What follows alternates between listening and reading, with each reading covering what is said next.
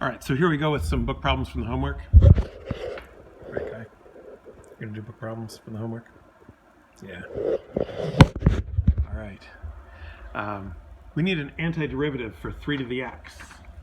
Let's see. The derivative of a to the x is a to the x ln a. Ln a is a constant, so I bet that an antiderivative for a to the x would be a to the x over ln a plus c. So I could check that by saying, all right, what is the derivative of a to the x over ln a plus c? Well, derivative of a to the x is a to the x ln a. The ln a is a constant, so I would have 1 over ln a times a to the x ln a.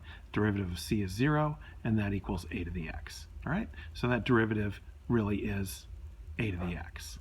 Derivative of a to the x over ln a. That's how we know that a to the x over ln a is an antiderivative of a to the x, which makes sense because the derivative of a to the x is a to the x times ln a. So the antiderivative of a to the x is a to the x divided by ln of a. All right, so how are we going to apply this here? We're going to say the antiderivative is 3 to the x over ln of 3. We're going to evaluate that from -1 to from -2 to -1. Notice you always have the smaller number on the bottom. So these are called the limits of integration. Limits of integration. This is the lower limit of integration. This is the upper limit of integration. The lower limit is always less than the upper limit. I mean, you can do some notational tricks, but we would say the lower limit is generally going to be smaller than the upper limit. So, but either way, the upper limit goes in first.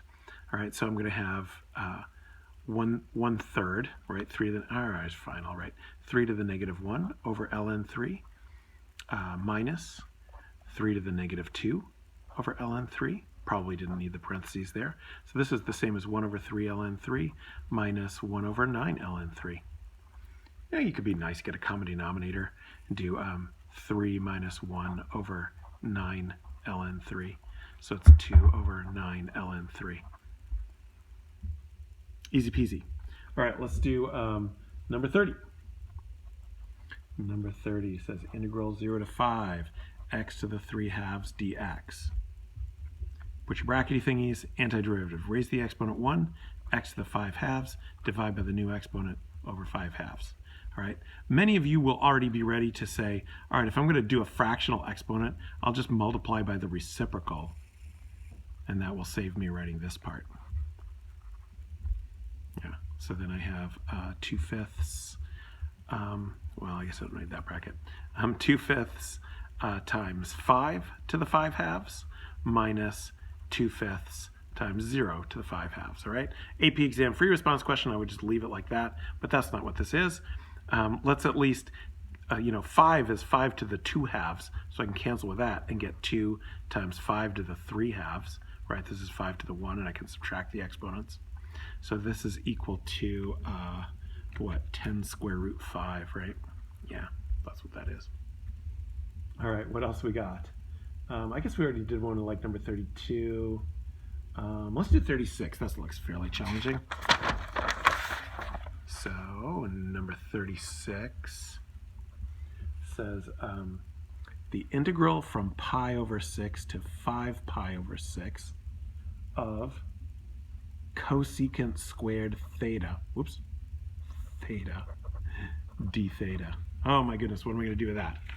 Well, just find cosecant squared as one of your derivatives. That means the other side is the antiderivative. So if I have something multiplied here, I just divide it over there. This is multiplied by -1. We'll divide this by -1. We're going to have negative cotangent.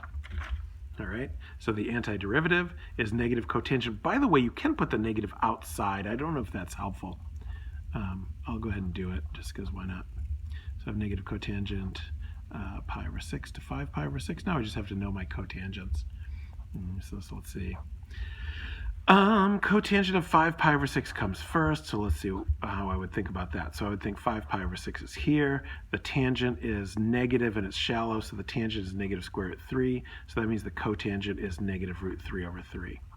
All right, negative root 3 over 3. And then minus for the fundamental theorem, and then I have to do cotangent of pi over 6. So here's pi over 6 over here. That slope is positive square root 3. So that means that 1 over it, the reciprocal for cotangent, would be root 3 over 3. So that's root 3 over 3. And so this ends up being positive, and I have 2 root 3 over 3. Bing! What else are we going to do? Oh, let's do number 40, because that looks super weird. Like, what am I going to do with number 40? It has a integral from 0 to 4 of 1 minus square root u over square root u du, okay? Is there something like a quotient rule or a product rule for integrals? There is, but they're horrible, and we're going to learn them later, and it's not like the quotient rule you have learned. So what I need to do is find a way to simplify this and make it not be a quotient. I can't really do it like this. So what I would do is just break it up as 1 over square root u minus square root u over square root u du. We love to use u's and v's for these things. So that's integral 0 to 4. So just write this in the exponents, u to the negative 1/2. And this is just 1 du. So then for my antiderivative, raise it 1, I get u to the 1/2 divided by 1/2. Antiderivative of a constant is the variable, so this is going to be minus u, right? Derivative of u would be 1. This goes from 0 to 4. And now I'm ready to plug in my top, plug in my bottom. You can look ahead and say, when I plug in the 0, this is going to be 0. But when you plug in the 0, it's not always going to be 0. If you have cosine, for example, you're going to have a 1 in there. So, don't assume it's always going to be 0, but it often is. So this is going to be square root 4, which is 2. I guess I'll write it. 4 over 1/2 over 1/2 minus 4. All right, that's the first part, plugging in the 4. Minus, and then I have 0 to the 1/2 over 1/2 minus 0. Some of it you can skip writing, but a lot of people would skip writing this. 2 divided by 1/2 is 4. 4 minus 4. Oh my God, is this thing going to be 0? 0. It's 0.